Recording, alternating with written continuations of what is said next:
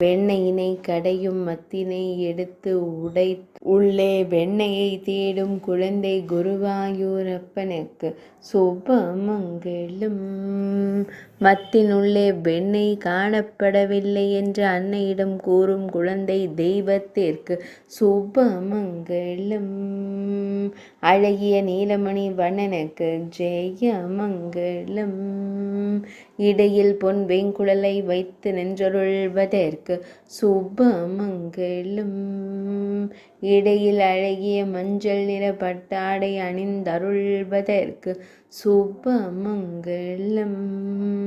ஆனந்தமாய் நின்றருளும் அழகு தெய்வத்திற்கு ஜெயமங்கலம்.